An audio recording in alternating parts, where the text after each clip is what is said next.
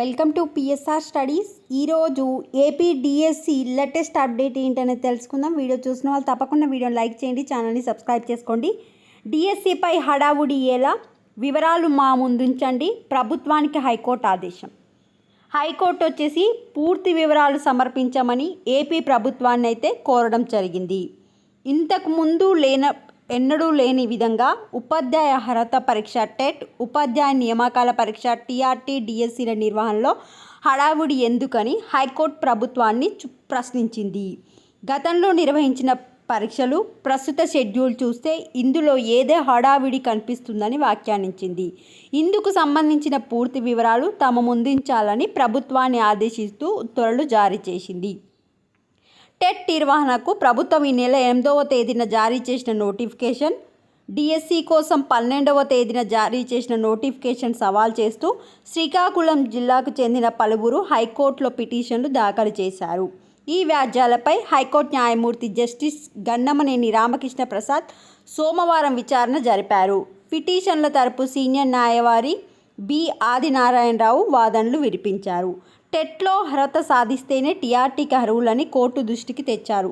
TET పరీక్షల ఫలితాలను వచ్చే నెల 14వ తేదీన ప్రకటిస్తారని, ఆ తర్వాత రోజు టీఆర్టీ నిర్వహించాలని ప్రభుత్వం నిర్ణయించిన సన్నద్ధం కావటమే అసాధ్యమన్నారు. కేవలం 19 రోజుల వ్యవధి మాత్రమే ఉందని, మరోవైపు టీఆర్టీ పరీక్షకు సమయం ఇవ్వలేదని వివరించారు. సో ఈ వాదనలు విన్న హైకోర్టు వచ్చేసి విచారణ వచ్చేసి మంగళవారానికి వాయిదా వేయడం జరిగింది. ఇక్కడ ఉండి చూడండి. ఇందుకు అంగీకరించిన న్యాయమూర్తి తదుపరి విచారణ మంగళవారానికి వాయిదా వేస్తున్నట్లు ప్రకటించారు. ఇదిలా ఉండగా సెకండరీ గ్రేడ్ టీచర్లు ఎస్జిటి పోస్టుల భర్తీకి బీఈడీ అభ్యర్థులను అనుమతించడాన్ని సవాల్ చేస్తూ మరికొందరు హైకోర్టులో పిటిషన్లు దాఖలు చేశారు. ఈ వ్యాజ్యాలు సోమవారమే హైకోర్టు ప్రధాన న్యాయమూర్తి జస్టిస్ ధీరజ్ సింగ్ ఠాకూర్ నేతృత్వంలో ధర్మాసనం ముందు లిస్ట్ అయ్యాయి.